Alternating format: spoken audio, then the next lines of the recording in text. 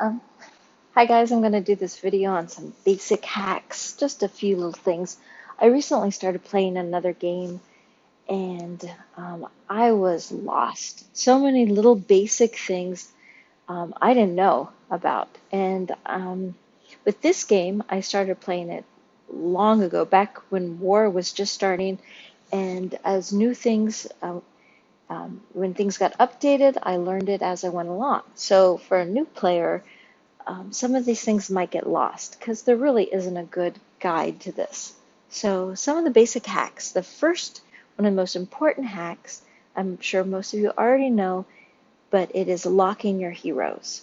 When you go to bring up your heroes, um, let's bring her up, and you can see up in the very top corner there's two little icons.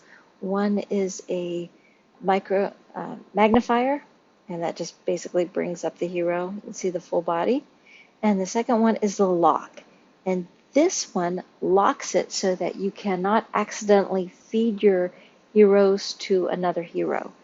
I'm sure in the very beginning, everybody just starts feeding things to each other, and someone that you were starting to level gets fed to someone else, and then you have to get another 3-star hero. Well, I think everyone's past that level, but just as a little thing. So let me show you as I level her up. There are all these blacked out heroes. These are all the heroes that I have locked. And a couple of my 5 stars I don't have locked because I'm going to be using them for retraining. And they're up a bit, so I'm not going to accidentally level them. But, then you can easily pick yours. And also just another thing to say with leveling, you're always better off leveling by color because you do get a higher level per hero when you level by color. And I tend to have a rainbow team that I level at once, and I just push out as many heroes from my training camps as I can, and then I will level them. Let's see. Oh, I've already just leveled them recently, so I don't have 10 to do. But try to put 10 in, and also when you level them by color, you will increase the chance of your special going up. So let me show you here. So leveling up, I level that. Oh, well, it doesn't matter because your max special is already met. Let me try this here. If I level up using a 1-star blue, I get a level 2% chance. So let me undo that. And then I get a 1% chance of my special being increased when I do a green. And so you can see how far that goes. And then with this, it goes, when I do a 1-star blue, you can see the level amount. It's much higher. It goes from 37, half of 37 there, all the way to 38 with the blue, with the 1-star blue. And when I try to level them up with the 1-star green, it doesn't even get to 38. So you can see the difference there of leveling by color. So, okay. And also, in the same idea of locking your heroes, you can lock your troops. So if you go up to your barracks, and when you look at your heroes, hit the little question mark. And at the question mark, you can see the lock and unlock. And you can do that with any of them, lock, unlock. Okay. Because you don't want to level one and just accidentally lose it. It really sucks when that happens. And it does happen. It's happened to everyone. Okay. And my cat is sitting on my list of things. Another thing is labeling your teams. If you go to Heroes, to the level up, you have level up and you have edit team. And if you hit edit team, you have a list of different teams. I have 5 teams that I can make a set team for. So I labeled, like, my first one is my leveling team. And I change that every time I have someone that's fully leveled. I take them off and I add the next person I want to level to that team. And I leave that one I have first so that it's always on top and I can easily level. And then my next one, oops. And then see also if you go down, you can edit that. easily. So let's return. And then the next one is I have as a Titan team. And I keep this one so that I don't accidentally change like my defense or something like that. This is my designated Titan team. And you can call it whatever you want. You know, you can change that name. And let's see, done.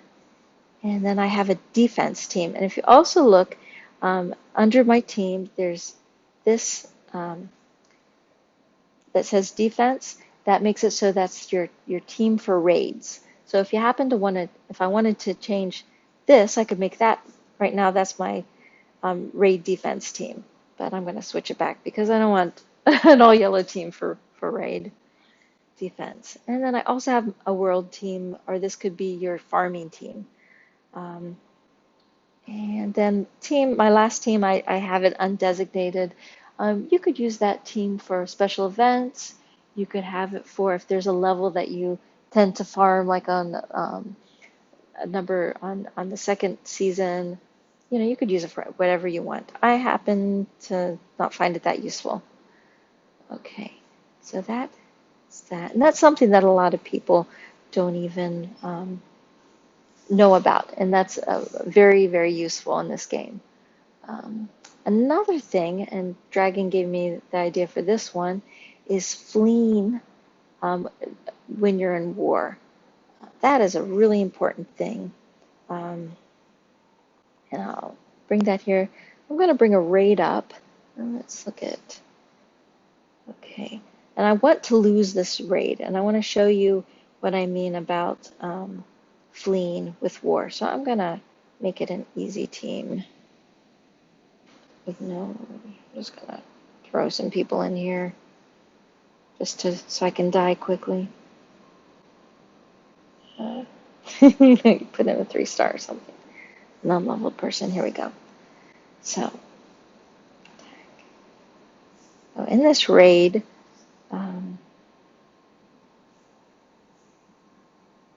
now, if you have a team and you're up against a team and you are about dead, you want to make sure that you flee the battle before the healer goes off, or especially for Albrecht or Heimdall or any of those ones that have resurrection.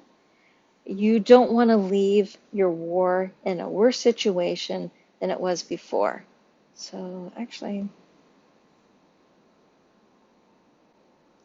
let's see here. This isn't quite what I had anticipated. I'm trying to get the best situation where you're almost dead. And right here, Vivica is going to go off. And you want to make sure that you do not die before she goes off, because if she goes off and heals everyone, you've done nothing for the team. So instead of dying, let's see here if I can show this a little better. See, she's going off and I'm about dead, and she just healed everyone. So everyone is at full force.